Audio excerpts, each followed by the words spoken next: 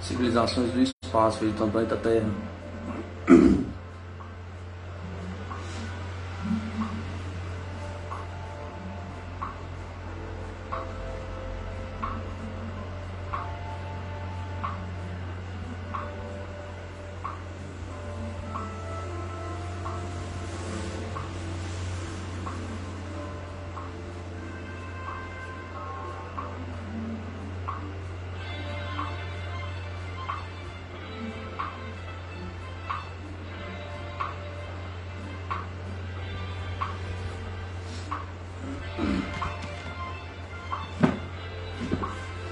Caso Bebedouro, relator Úvio Brant Aleixo Solane, Belo Horizonte. Data ocorrência 4 de domingo a 9, sexta-feira de maio de 1969. Hora de duração a partir das 15 horas do dia 4 até as 4 horas do dia 9, totalizando 109 horas, cerca de 4,5 dias.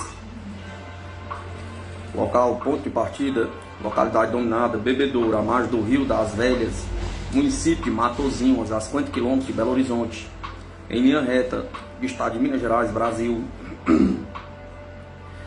Ponto de chegada a 32 km de Vitória, capital do estado de Espírito Santo, a 360 km em linha reta de Belo Horizonte.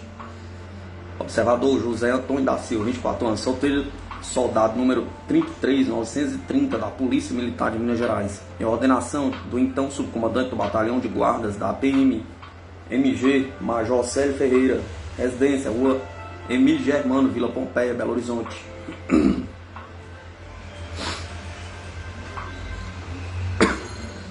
Investigadores Úvio Aleixo, Roberto F. do Carmo, Ero C. Jardim, Roberto C. Aleixo, Maria Irene M.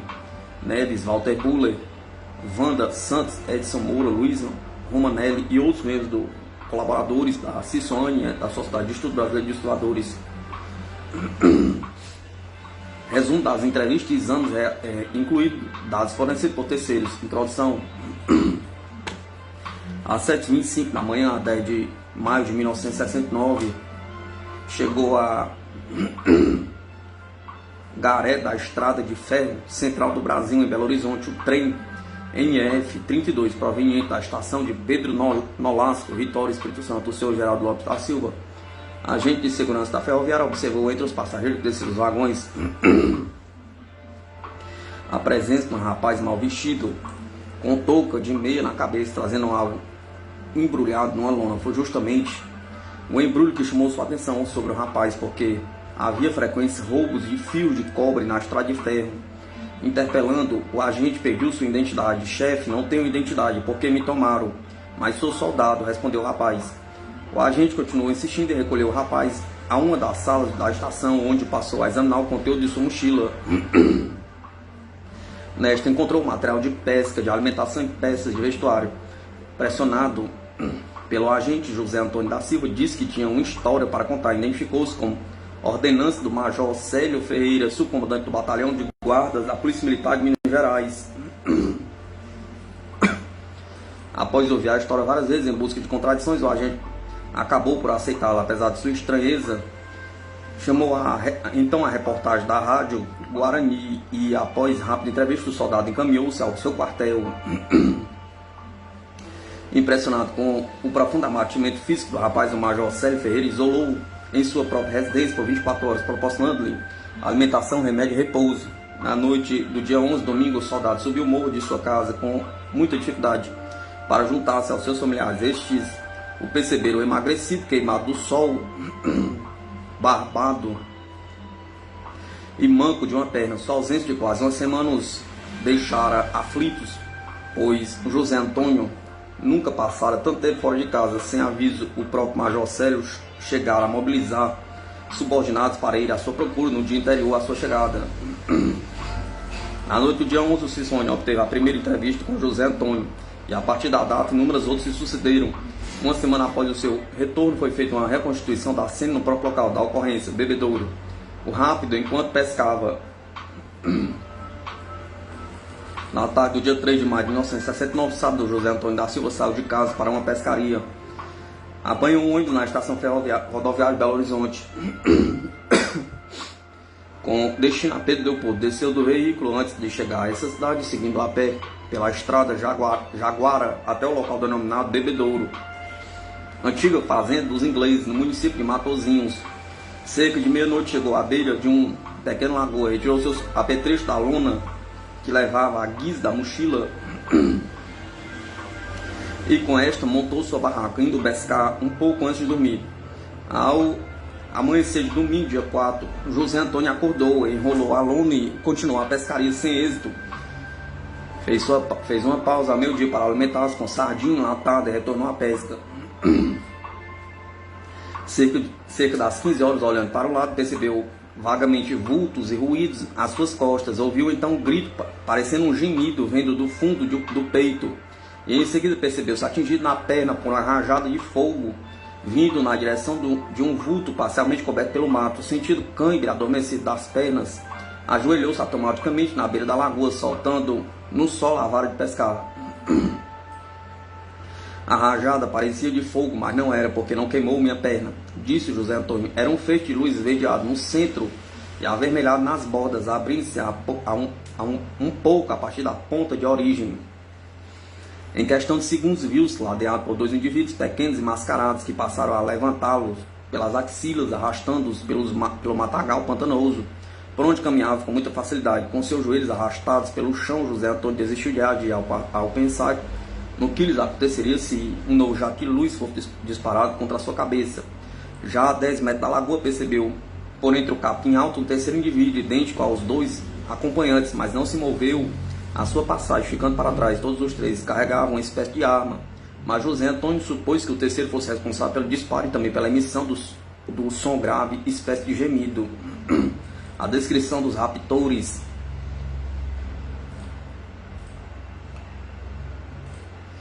Nessa altura, José Antônio vestia apenas um calção curto de camurça amarela, trazendo um grande rosário enrolado na cintura e na cabeça. Um gorro de meia de mulher, coberto por outro, de malha preta. Observou que os homenzinhos tinham cerca de 1,20 m de altura e estavam totalmente cobertos. O corpo era uma roupa clara, brilhante, dispondo de gomos nas articulações dos cotovelos e dos joelhos. A cabeça por uma máscara de cor cinza fosca, com alumínio apagado. Esta era redonda na parte de trás e na frente era esquinada, apagando-se a partir da testa, exceto na altura do nariz, onde havia saliência correspondente.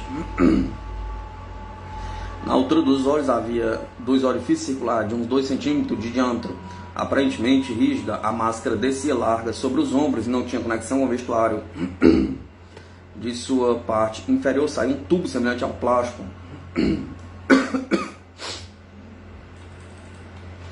que passando sobre o peito e sobre as axilas terminava num pequeno bujão fixado às costas de cada homenzinho. Estes tinham proporções humanas, sendo robustos em relação à sua pequena estatura. Suas pernas pareciam grossas. Eu acho que daria conta de 2 deles se quisesse, comentou José Antônio. Nessa altura sentia mais curiosidade do que medo. Um aparelho no solo. Então logo passou pelo terceiro indivíduo, avistou um aparelho para o qual era levado através do arvoredo. Ele se apoiava um tanto inclinado numa pequena estrada de terra. Era um composto de um cilindro vertical ligado pelas bases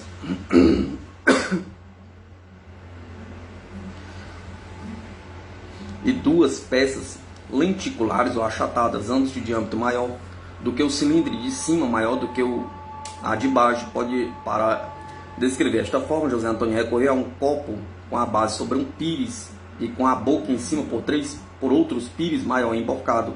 Das bordas da plataforma superior saíam a intervalos regulares hastes que iam se encaixar obliquamente na base do cilindro. No cilindro havia uma abertura semelhante à porta de aproximadamente 1,30 m por 60 cm. Pela parte de fora do aparelho tinha uns 2 metros de altura total, uns 3 metros de diâmetro na plataforma superior e uns 2,5 metros na plataforma inferior, apoiado no solo. O cilindro de cor cinza de 2 plataformas pretas. Introduzido através da porta, José Antônio deparou com um cômodo de forma quadrangular, com cerca de 2 metros de altura, de lado a lado. As paredes do teto e o assoalho eram de cor cinza escura, fazendo lembrar a superfície de pedra, assim como os branquinhos que não tinham pernas. Junto à parede da porta estava o banco público, mas comprido, onde ele e seus dois acompanhantes iriam se sentar no meio do cômodo, o banco menor que logo seria ocupado pelo tripulante ainda ausente. Apesar da iluminação ambiente ser intensa e do tipo vapor de mercúrio, o soldado não conseguiu descobrir os focos de luz nem aberturas ou salientes das superfícies lisas. Uma vez sentado no meio do banco duro, seus acompanhantes adaptaram sua cabeça um capacete igual ao que levavam, introduzindo através de uma abertura traseira. Também desde o capacete saiu um tubo que se dirigia às costas, mas José Antônio não percebeu a adaptação em si, um bujão semelhante ao que iam nas costas dos tripulantes. Admite a possibilidade de esta peça estivesse colocada através do seu banco, mas não a percebeu. Sentando-se cada um de um lado, os dois acompanhantes amarraram-lhe os pés e em seguida sua cintura com um material ressecado, áspero. Passaram então a amarrar-se a si próprios, momento em que entrou no cômodo o terceiro tripulante para sentar-se à sua frente no banco isolado e amarraram-se também. Nessa altura, José Antônio só podia enxergar através dos orifícios da peça da máscara, cujas pontas começavam a incomodar-lhe os ombros, a base posterior do pescoço. Sentado de face para os três, o tripulante isolado acionou para o lado uma pequena alavanca situada no piso à sua esquerda. Imediatamente José Antônio ouviu um zumbido oriundo da parte superior do aparelho, apanhado por uma sensação de decolagem. Em seguida, ao ser acionado para cima, uma alavanca maior à direita do piloto, ouviu um zumbido na parte inferior, tendo a impressão de que o aparelho acelerou verticalmente. Logo após a decolagem, os estranhos começaram a falar animadamente entre si, olhando frequentemente para José Antônio, que nada entendia. Língua ininteligível. Nela predominava o fonema R no final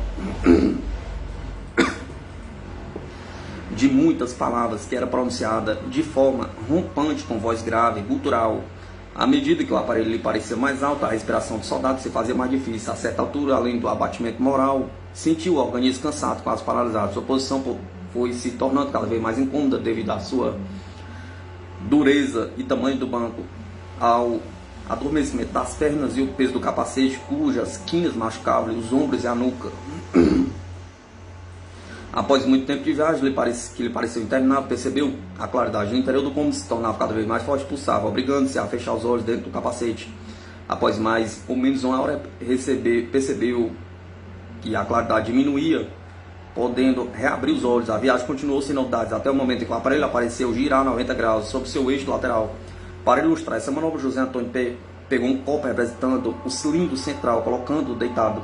As cadeiras adaptaram-se à nova situação do aparelho, parecendo também terem virado também.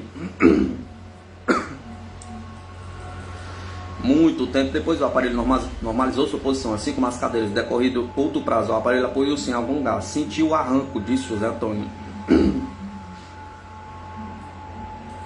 Os homenzinhos se desamarraram e em seguida também a ele. Vendaram-lhe os orifícios da máscara, de modo que ele podia apenas escutar. Os indivíduos, até então falantes e parecendo alegres, calaram-se e pegaram pelas axilas, carregando de pernas encolhidas, os joelhos arrastando-se pelo chão. As pernas continuavam dormentes, mas José Antônio julga que já conseguiram ficar de pé. Se pudesse, os homens tinham muita força para seu reduzido tamanho. À medida que avançava na escuridão, sempre encarregado, José Antônio ouvia ruído de passos e de muita conversa. Tinha vontade de enxergar e nesta altura chegou a sentir-se alegre. Em todas as vozes que ouvia, distinguiu o mesmo idioma estranho de seus acompanhantes, que agora estavam calados. Algumas vozes eram mais graves, outras menos.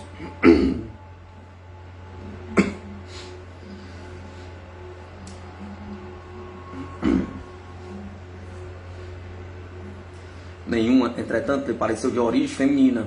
Percebeu que o sentaram num banco sem encosto. Em seguida tiraram a venda dos orifícios de sua máscara, mas esta continuou. Através dos orifícios viu-se num salão muito grande, quadrangular, com cerca de 10 a 15 metros de lado. Imediatamente chamou-lhe a atenção a figura que estava em pé à sua frente, aos 5 metros de distância, focalizando com um olhar. Era um indivíduo pouco maior, cerca de 1,25 m, que os demais, e também mais robusto, sem máscara e sem uniforme de voo, que olhava para José Antônio com aparente satisfação. Neste momento, os seus 3 acompanhantes estavam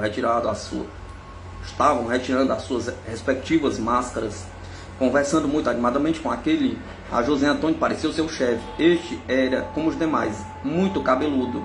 Cabelos longos, ondulados e avermelhados, ultrapassando os ombros por trás até a cintura, barba espécie comprida, chegando à altura do abdômen, sobrancelhas separadas da espessura de 2 dedos, cobrindo-lhe quase toda a testa pela pele clara e bem pálida, olhos arredondados de tamanho superior ao comum, de cor verde semelhante à de folha que começa a murchar, cavidades orbitais fundas, esclerótica, mais escura do que a pele,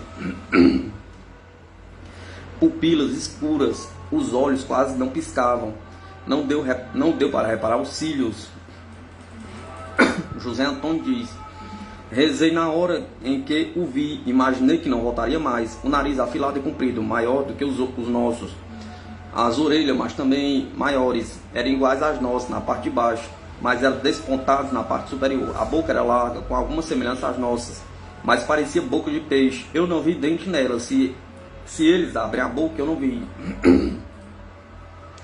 O homenzinho, cercado pelos 2 companheiros de viagem, José Antônio, pareceu muito alegre e fazia o gesto com as mãos ao falar. O medo do soldado foi-se até atenuando, porque o homem parecia bom, entre aspas, surgindo da sua retaguarda. José Antônio pareceu que outros indivíduos de aspecto físico semelhante vieram rodear aquele que parecia seu chefe, chegando a 10 ou 12 o número de homenzinhos presentes em certo momento. Ao surgirem ou desaparecerem do seu limitado campo de visão, faziam-no na direção de suas costas, onde José Antônio supõe haver uma parede com porta. Não vista essa parede, porque sua posição e a máscara não deixavam. Percebeu apenas 3 paredes no salão e o piso, mas não reparou o teto, em virtude de sua posição inclinada, com as pernas estendidas. O banco era muito baixo. José Antônio ficou surpreso e amedrontado quando percebeu ao seu lado, junto à parede lateral esquerda, uma espécie de estrado baixo, aparentemente de pedra, onde jazia 4 homens enfileirados lado a lado. Estavam em decúbito dorsal, desnudos e sem máscara, pareciam mortos, olhos fechados, com rigidez cadavérica. Um deles era escuro preto mesmo, outro moreno claro, ambos bem robustos. Os outros 2 eram mais claros e franzinos, sendo um destes bem louro, como estrangeiro, eram semelhantes a nós, não apresentava qualquer ferimento visível, só se via nas costas, que eu não pude ver. Só se havia nas costas, e eu não pude ver. Os homenzinhos não davam qualquer atenção aos cadáveres, que no José Antônio despertavam pensamentos tétricos e pessimistas quanto ao eventual retorno. Ainda assim, ele não julga que os homenzinhos tenham matado aqueles homens. Talvez eles não tenham resistido ou tirado a máscara, pensa José Antônio. As paredes e o piso da grande sala pareciam de pedra devido ao tom cinza forte. A iluminação era também uniforme, intenso, do tipo vapor de mercúrio, mas não tinha focos aparentes, nenhuma janela ou abertura visível. Na parede da esquerda, junto à qual estavam os cadáveres, vinham os desenhos coloridos de muitas coisas familiares, ou conhecido por José Antônio: bichos como onça, macaco, elefante, girafa, casas em uma cidade pequena, árvores, floresta, mar, veículos, caminhões como o Alfa Romeo, avião bimotor e hélice automóvel. Tais figuras isoladas umas das outras cobriam apenas uma parede. As da frente e da direita nada continham. Apoiado no piso, um pouco à direita, estava um aparelho estranho que fazia lembrar José Antônio um carro de corrida, uma estrutura mais ou menos cilíndrica, com 2 metros de comprimento por 80 centímetros de altura, todo fechado e repousado sobre o piso, de um lado e de outro, nas posições correspondentes às das rodas de um carro. Havia 4 salinhas arredondadas que não tocavam o chão e fizeram lembrar turbinas. Apesar de ter se esforçado, não conseguiu ter nenhuma ideia sobre a utilidade e funcionamento daquele aparelho. Cerca de 5 metros à sua frente havia um pequeno banco de forma cúbica e sem pernas, onde o chefe se sentava de vez em quando. Do lado direito desse banco, e quase no nível do piso, havia um outro estrado com vários metros de comprimento e superfície branca. Parecia ter 3 metros, sendo utilizado depois como lousa para desenhos.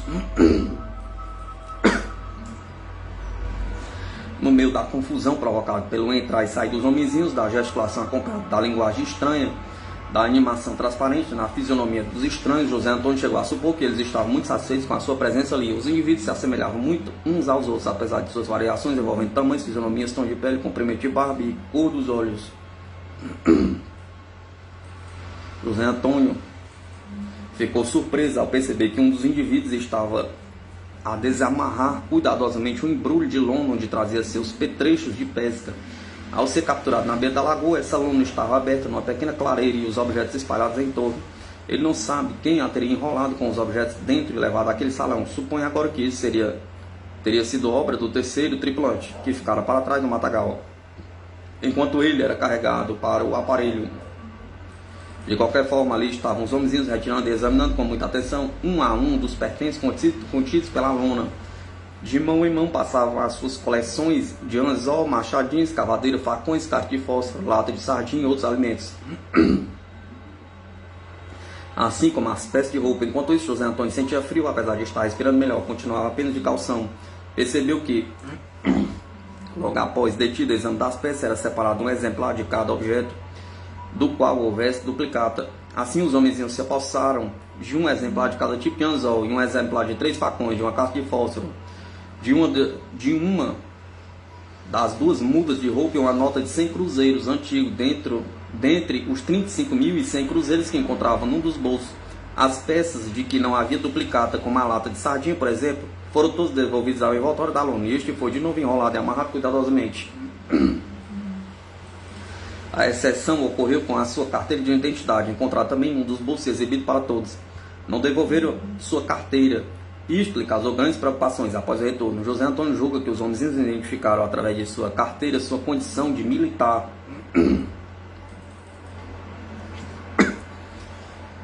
Por longo tempo, um dos homens, apontando sua arma para a parede, disparou um jato de luz que resultou na descoloração da área atingida, e além disso, a parte inicial de sua conversa com o chefe viria a girar sobre armas.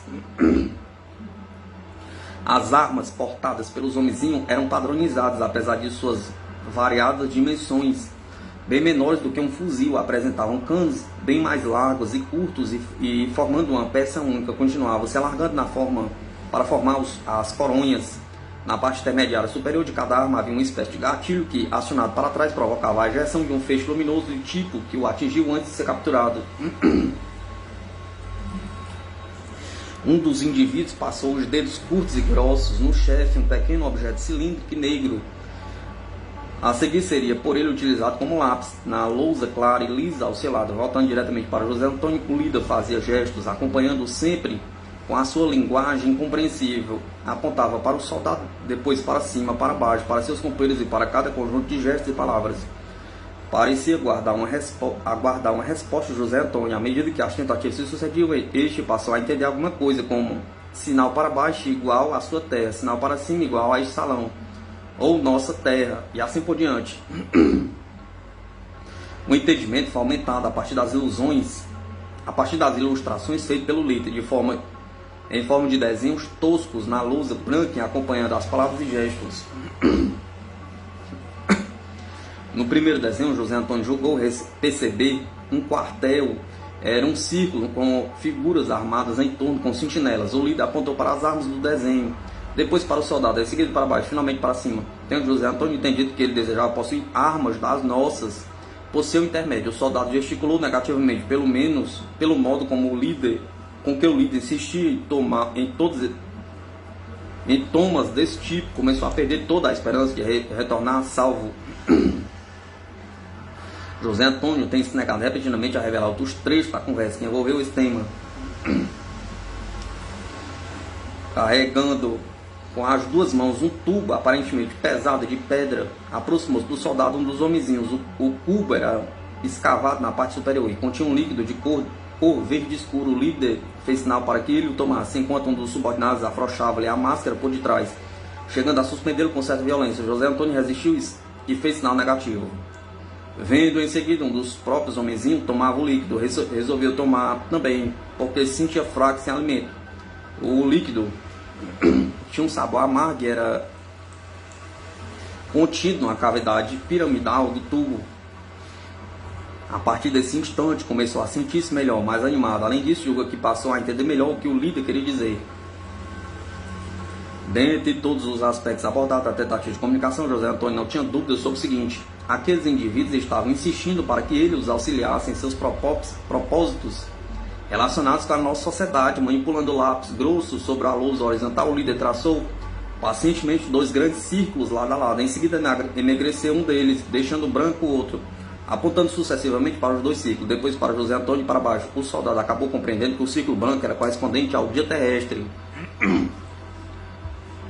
e o preto à noite. Decorrido muito tempo até chegar a esta conclusão, José Antônio fez sinal afirmativo com a cabeça e o líder prosseguiu em seus desenhos. Passou a esboçar uma série enorme de pequenos círculos no interior branco, relacionando-se através de gestos com o círculo branco maior. Pelo abandono da referência ao círculo enegrecido, o soldado compreendeu que os pequenos círculos correspondiam a dias. Ao fazer cada círculo pequeno, o homenzinho fazia uma pausa e chamava por gesto a atenção de José Antônio, que começou a contatá-los com muita paciência. O líder completou um grande aglomerado de pequenos círculos brancos, circunscrevendo em seguida noutro círculo maior. José Antônio perdeu a conta quando ultrapassou de 300 o número de círculos pequenos, mas concluiu que o grande conjunto significava um ano, ou seja, 365 dias. Depois de fazer um lido sinal afirmativo, este prosseguiu desenhando mais 9 aglomerados de pequenos círculos, relacionando com os gestos com o primeiro e chamando a atenção de José Antônio, que compreendeu tratar-se de um conjunto de 10 anos, pois cada aglomerado estava circunscrito por um círculo maior. Em seguida, o homenzinho traçou um risco grosso que separava 3 aglomerados dos 7 restantes e passou a apontar sucessivamente para o conjunto de 3, para José Antônio e para baixo. Depois apontou de novo para o soldado, para cima e para baixo, e para o conjunto de 7 grandes aglomerados, fazendo ainda outro gesto, levando José Antônio a entender a sequência da seguinte maneira, abre aspas: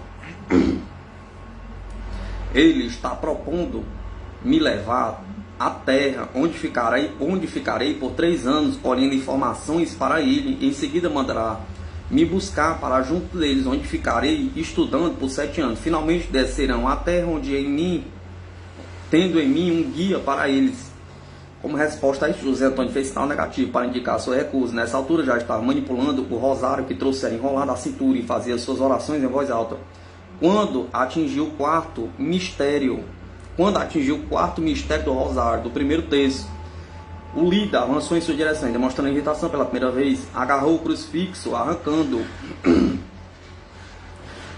uma das pontas, rolou pelo piso e foi apanhado por um dos homenzinhos, que o exibiu aos demais. Da mesma forma foi exibido o crucifixo, que despertou a curiosidade de todos.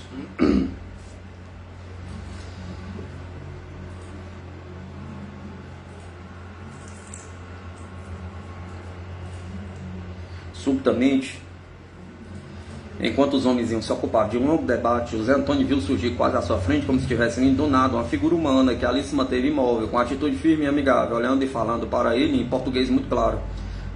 Logo, José Antônio concluiu que aquela visão era exclusiva dele, pois, apesar de sua posição favorável, não era aparentemente percebido pelos homenzinhos, que continuavam discutindo entre si, cada vez mais irritados.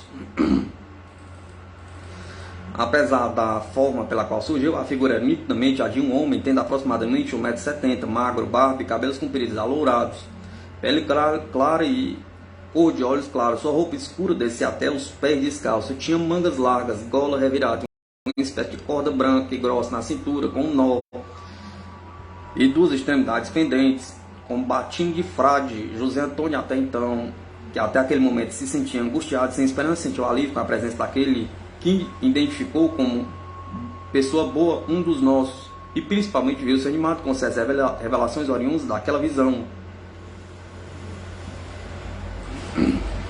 As revelações não poderiam ser transmitidas a ninguém, segundo José Antônio. Antes de receber novas instruções, isso demoraria talvez 2 ou 3 anos.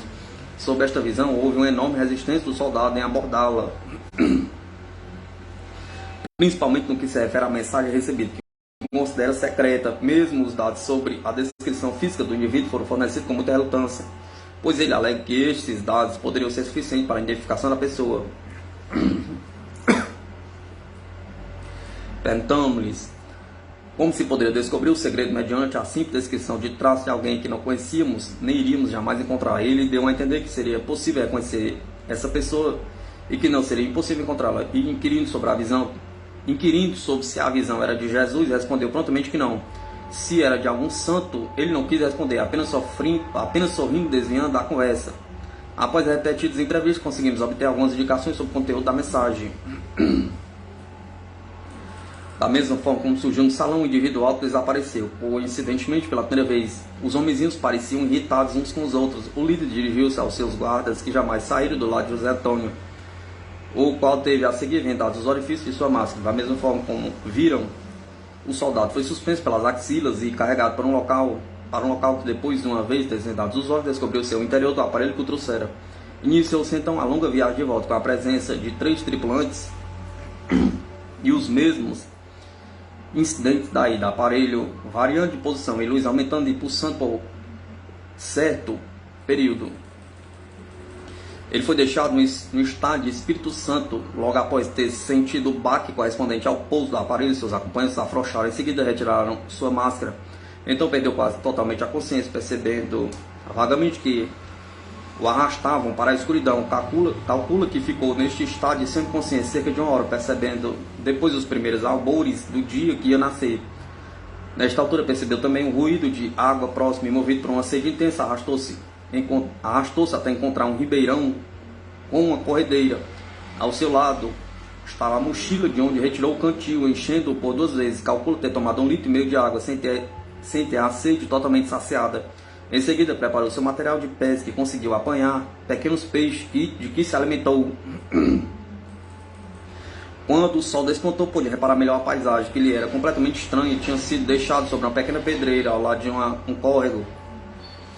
Começando a caminhar trôpego, confuso, abatido e barbado, logo encontrou uma rodovia asfaltada e ali abordou um transeunte, perguntando-lhe que local era aquele. Foi informado estar a 32 km de Vitória, capital do Espírito Santo, justamente na rodovia que a liga ao estado de Minas Gerais. Demonstrando espanto ante esta informação, perguntou que dia era aquele. Nesta data, que se espantou foi o transeunte desconhecido. Desta vez, quem se espantou foi o transeunte desconhecido, que lhe respondeu ser 9 de maio, sexta-feira. 4 dias e meio de ausência. Fazendo mentalmente os cálculos, José Antônio concluiu com preocupação que sua ausência demorara 4 dias e meio. Informando-se a respeito da direção de Minas Gerais, passou a caminhar pela estrada. Absorto em seus pensamentos, chegou à conclusão de que não devia voltar a Minas, porque não poderia justificar sua ausência. Ninguém iria dar crédito ao seu relato. Em consequência, preferiu embrenhar-se no mato e tentar sobreviver consumindo frutas e peixes. Tinha particular receio de ser abordado pela polícia do Espírito Santo, a qual não tinha mais cartão de identidade para apresentar. Apesar dessas ideias, sua caminhada foi aproximando-se cada vez mais da divisão do estado de Minas Gerais. Em várias oportunidades, rejeitou carões de motoristas que paravam ao perceber a dificuldade de seu andar. A perna direita estava mais afetada e parecia inchada na altura do joelho. Além disso, havia 3 feridas abertas nos ombros e abaixo da nuca, provocado pela fricção do capacete. Finalmente foi vencido pelo cansaço e aceitou uma carona que o deixou perto da cidade de Colatina, mas continuou evitando cuidadosamente revelar sua história e pretendia estar cumprindo uma promessa quando lhe perguntavam algo. Voltando a caminhar, encontrou-se com um grupo de meninos e com eles se informou sobre o atalho que o levaria à mais próxima estação ferroviária, Vitória, Minas Gerais. Queixou-se de que os meninos, após identificá-lo a caminho, atiraram-lhe chacotas e pedras, talvez devido à sua esquisita aparência. Seguindo pelos trilhos de ferro da ferrovia, finalmente deparou com uma pequena estação que não era ainda a de Colatina. Ali parou, informando-se com um agente sobre o próximo trem para Belo Horizonte, pois já mudaram de ideia, resolvendo voltar a enfrentar as consequências. Como o trem demoraria muito, ficou na estação conversando com o agente, com quem fez camaradagem, chegando depois a visitar a casa deste, onde conheceu sua esposa e filhos e onde se alimentou. Encontrou-se também com um sitiante vizinho que lhe ofereceu serviço, que não aceitou. Grato pelo tratamento que recebera, deu ao agente os 2 facões que lhe sobraram. Além disso, financiou a passagem de um jovem que não tinha dinheiro para pagar. Os homenzinhos tinham devolvido ao bolso de sua calça 35 mil cruzeiros antigos, no total de 35.100. Às 7h25 do sábado, desembarcou na Gare da Estrada de Ferro Central do Brasil, em Belo Horizonte, onde foi abordado pelo agente de segurança, senhor Geraldo Lopes da Silva, que acabou contando sua história e porque foi encaminhado ao quartel, de onde seguiu para a residência do Major Célio Ferreira. Durante suas entrevistas, José Antônio insistiu muito para que fossem com ele ao local de pouso, porque ali provavelmente acharíamos ainda um peixinho nadando na água dentro das rochas, das quais ficara preso quando ele, já saciado de fome, devolveu a água. Diz também que o agente ferroviário reconheceria e nos mostraria o facão recebido de presente.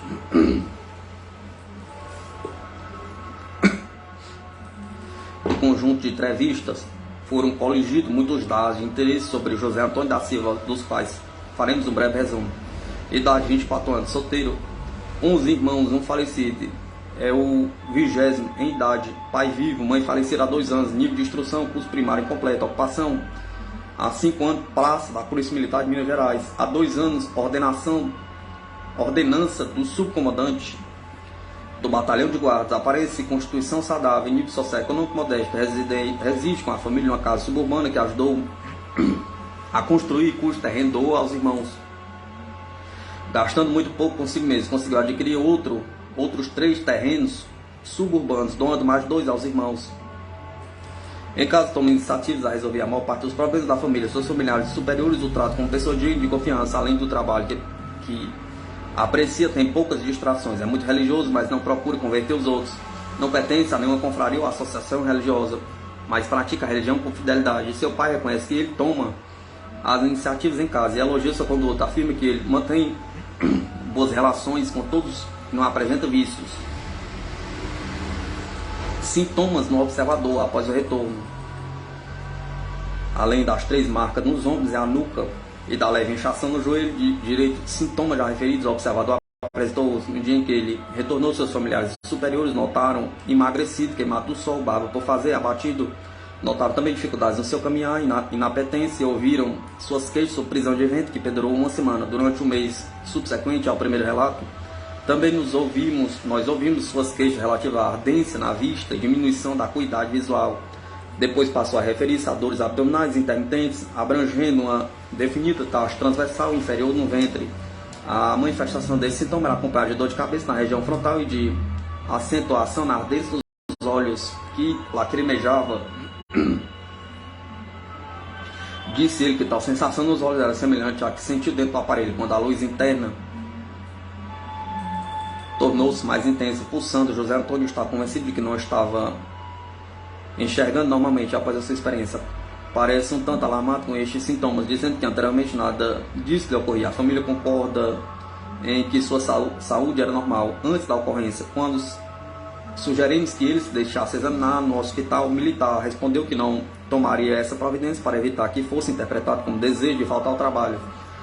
Com o correr do tempo, todos os sintomas foram se atenuando e desaparecendo. Na manhã do dia 26 de maio, dirigimos a Bebedouro, local do incidente, acompanhados por José Antônio. O Cissone estava representado por Úvio Aleixo e Luiz Romaniello. Da Polícia Militar compareceram o Coronel Praxedes, o Major Célio e o Capitão Éden. Os 2 primeiros eram, respectivamente, comandante e subcomandante do Batalhão de Guardas. O Cione estava representado pelo Tenente Vitorino. Feito o levantamento local com cobertura fotográfica, o incidente foi reconstituído pelos soldados desde o episódio inicial do rapto à margem da lagoa até sua introdução forçada no aparelho estranho. Em todas as circunstâncias da reconstituição, as reações dos soldados foram consideradas firmes e coerentes com o relato feito anteriormente.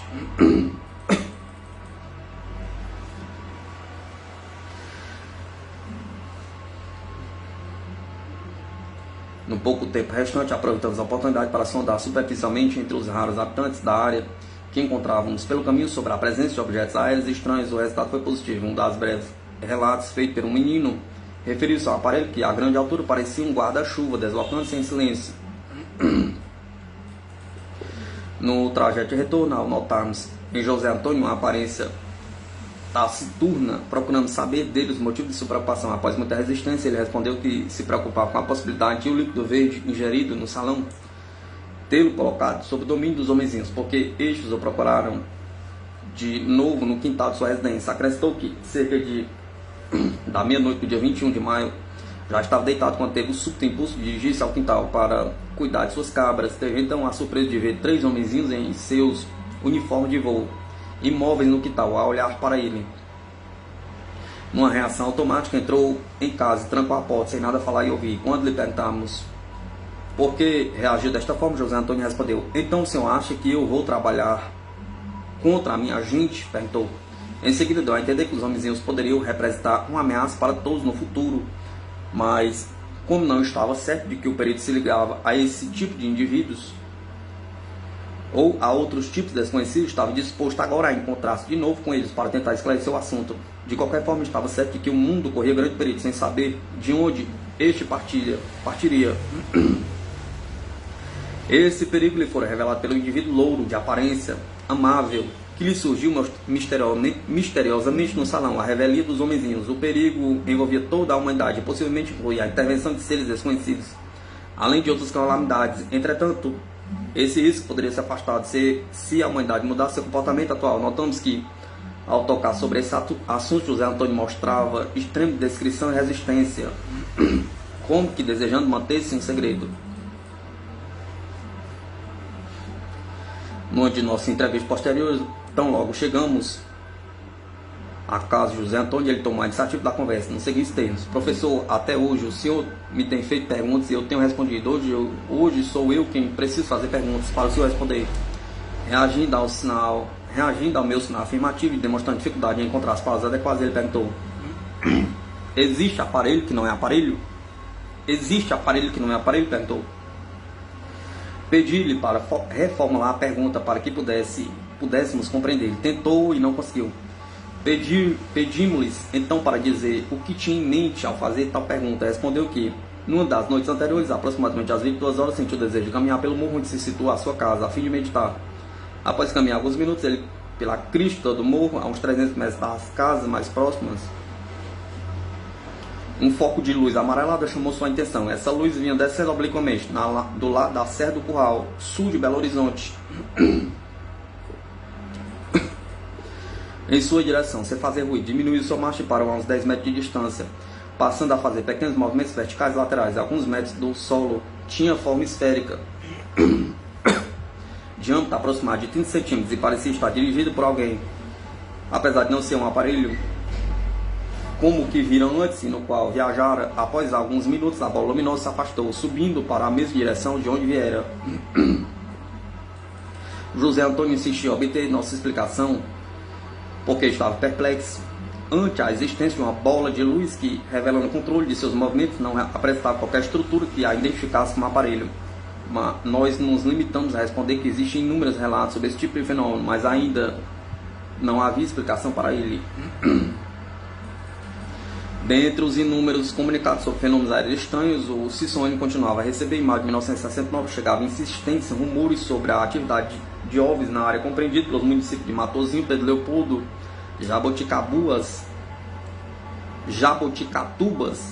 Jequitibá e Baldim, todos ao norte de Belo Horizonte. Alguns se referiam inclusive a presença de tripulantes, como o caso do soldado José Antônio Silva. Tinha tido muita divulgação em princípio de maio, e ele se referia à região de Bebedouro, norte do município de Matozinhos.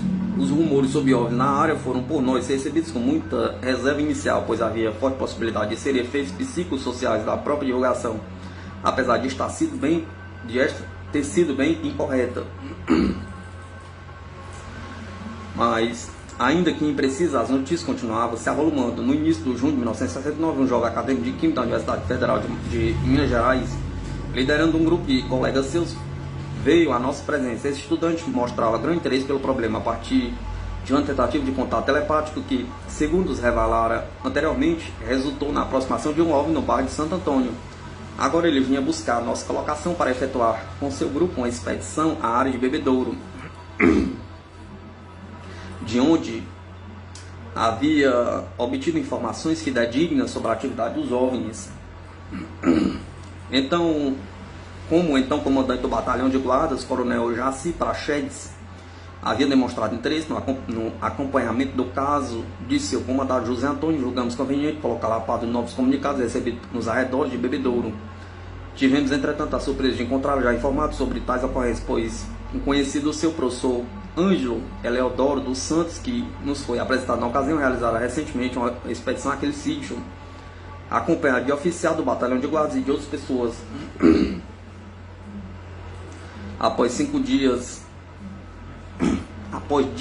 alguns dias depois, atendendo a nossa solicitação, o professor Ângelo compareceu à sede do Cições com seu grupo para expor-nos os resultados de sua experiência e exibiu o filme que captara um ponto luminoso estranho em movimento. No relatório que nos dirigiu em 9 de junho de 1969, o professor Ângelo começou a dizer que informações de diversas fontes indicavam a ocorrência de fenômenos estranhos na área em que, no mês anterior, o soldado José Antônio alegara ter sido capturado por tripulantes de objeto aéreo não identificado. Em seguida, refere-se a vários casos aparecidos na região e as observações visuais que o próprio grupo pôde fazer durante a noite em que permaneceu no local. O filme que nos foi apresentado mostrava em alguns quadros um ponto luminoso em movimento.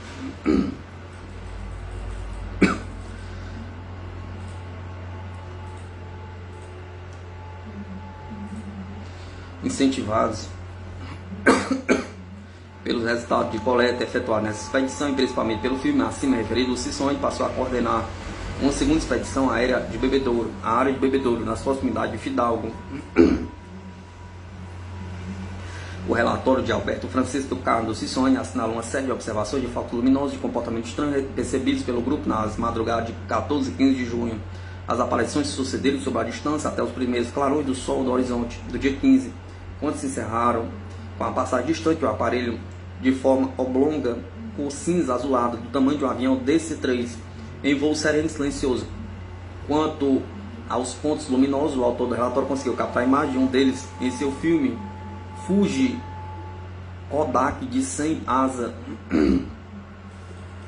Além das observações efetuadas pelo próprio grupo, coletaram entre as adaptações da região várias informações que indicavam claramente a repetida presença de objetos aéreos não identificados a baixa altura.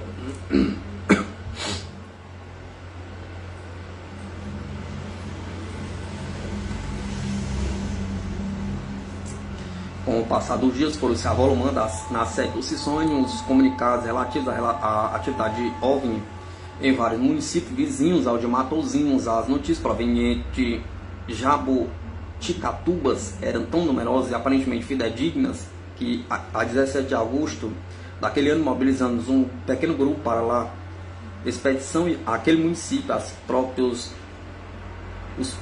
próprias observações do grupo e a riqueza dos dados ali encontrados provocaram mais de 20 novas expedições do Cições ao local, e estas expedições continuam a ser realizadas esporadicamente. Foram entrevistadas mais de uma centena de pessoas cujos relatos se referiam na maior parte à aproximação e pouso de OVNI.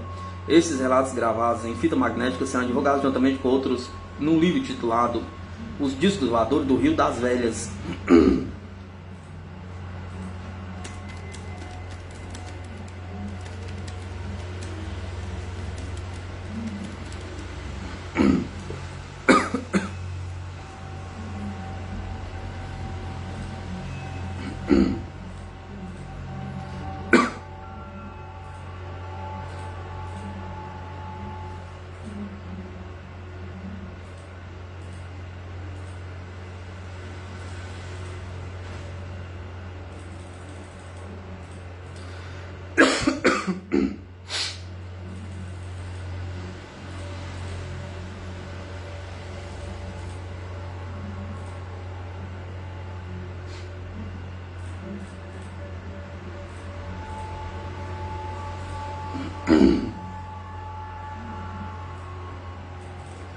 O caso Constantino, dentre todos esses relatos de Jaboticatubas, importa mencionar aqui especialmente o caso Constantino, devido à estreita correlação que ele parece ter com o caso Bebedouro. Ocorreu na mesma época que este, na fazenda Constantino, situado na margem direita do Rio das Velhas, aproximadamente a 20 km de Bebedouro.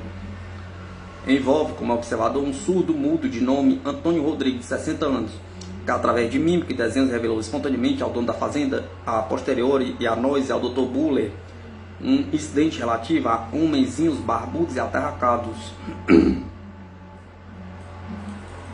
que desembarcaram do aparelho descido do céu. De acordo com seus gestos muito expressivos, os homenzinhos já no sol fizeram-lhe um aceno para que se aproximasse, e o surdo mudo amedrontado afastou-se correndo da margem do Rio Vermelho, onde pescava. Entre mentes, os desconhecidos passaram a persegui-lo, e um deles, acionando algo retirado da cintura, atingiu-no na perna direita, provocando sua queda. Em torno do surdo mudo reuniram-se os indivíduos, falando uns com os outros. Um deles chegou a apalpar o braço do homem caído, abanando a cabeça e afastando-o em seguida para o aparelho. Afastando-se em seguida para o aparelho com seus companheiros. O surdo mudo reproduziu em gestos com suficiente nitidez a entrada dos desconhecidos no aparelho e subida vertical deste. Numa das entrevistas que tivemos com Antônio Rodrigues, através da mímica, ele reproduziu em gesto todos os detalhes do incidente que nos havia sido anteriormente sumariado na sede de Jaboticatubas e colocado de surpresa face a desenhos de tripulantes dos casos Baleia, Sagrado Família e Bebedouro, que levamos a fim de testar sua reação. Ele mostrou-se muitíssimo excitado diante do cartaz onde se produziu o retrato falado dos homenzinhos barbudos descrito pelo soldado José Antônio. O surdo mudo fez gestos incisivos que o senhor Edicel Marcos Duarte, presente à entrevista e familiarizado com sua mímica, interpretou como significando cuidado com este. Os detalhes coincidentes entre os casos Bebedouro e Constantino ganham realce quando se leva em consideração o isolamento cultural do surdo-mudo que, além de suas deficiências sensoriais, reside em pleno mato, tendo pouquíssimo contato com a civilização, especialmente com os meios de comunicação. Ainda que lhe fosse acessível os meios de comunicação e ele tivesse conhecimento prévio do caso do soldado, isto não explicaria as coincidências, porque a imprensa divulgou o caso do soldado de modo falho e completamente errôneo. Somente agora publicamos o caso Bebedouro em todos os seus detalhes, cujo conhecimento permaneceu restrito às pessoas mais diretamente ligadas à investigação. Com esta medida, queremos nos certificar de que os casos coincidentes que porventura os sucedessem não seriam inspirados pelos relatos da imprensa. O Diário da Noite de São Paulo, em sua edição matutina, 17 de junho de 1969, reproduziu em página inteira o caso do senhor Adelino Roque, lavrador da localidade de Itauçu, estado de Goiás. No dia 20 de abril daquele ano, o senhor Adelino, em viagem noturna pela zona rural, percebeu a aproximação de uma luz e sentiu-se imobilizado, perdendo a consciência a seguir. Quando voltou a si, viu-se à beira de um rio, sentado sobre uma pedra, sem conseguir reconhecer o local onde se encontrava. Achado por um carroceiro, este lhe revelou que estava à margem do rio Parnaíba, município de Intubiara, a um dia de viagem de Itaiçu, de onde partira. Além da coincidência básica dos casos Itaiçu e Bebedouros, há uma outra mais específica. José Antônio revelara que, ao recobrar plena consciência após seu retorno de local não identificado, percebeu colocado sobre uma pedreira, ao lado de um córrego, do qual retirou 1,5 litros de água para beber sofregamente.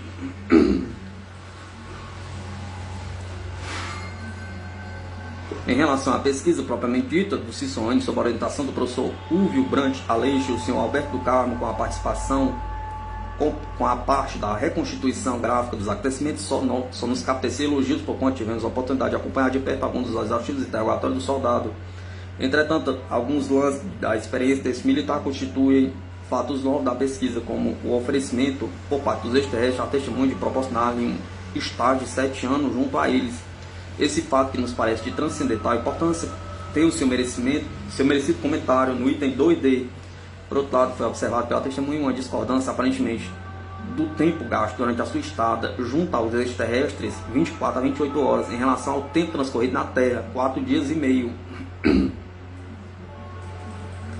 Como lhe foi dado a observar na sua volta ao estado de Minas Gerais, é verdade que dentro da nave, sob grande tensão de nervos seja pelo seu pânico ou devido à ingestão de drogas psicotrópicas, o líquido verde, por exemplo, poderia ter havido um engano na mente do soldado referente à percepção do tempo. Outra tentativa de explicar seria a dilatação do tempo devido à grande velocidade desenvolvida pela nave que o transportou, segundo a teoria da relatividade de Einstein. Isto está focalizado mais adiante. Observação: achamos justo lembrar que o nosso amigo recentemente falecido, o químico Dr. Hernande Eberken de Araújo, que foi o autor do livro Os Discos Voadores e a Teoria da Relatividade do Dr. Einstein, foram os longos debates com o Dr. Hernande que nos conduziram à procura a procurar penetrar mais nos meandros de novas percepções da física.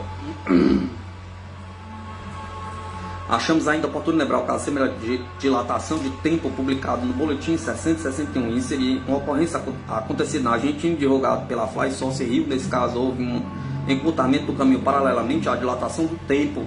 Com esses relatos paralelos, não queremos, por enquanto, construir nenhuma explicação, mas apenas estimular nossos leitores a raciocinar e associá-los a outros fatos que poderão surgir no futuro. Finalmente, vamos transcrever outros famosos boletins, observações fotográficas que atestam a forma estranha de energia, aceleração e desaceleração instantânea observada na locomoção de naves interplanetárias, fortuitamente surpreendido pela objeção de um fotógrafo em duas oportunidades e que porventura possam estar implicados na problemática da dilatação do tempo. Civilizações do espaço visitando o planeta Terra.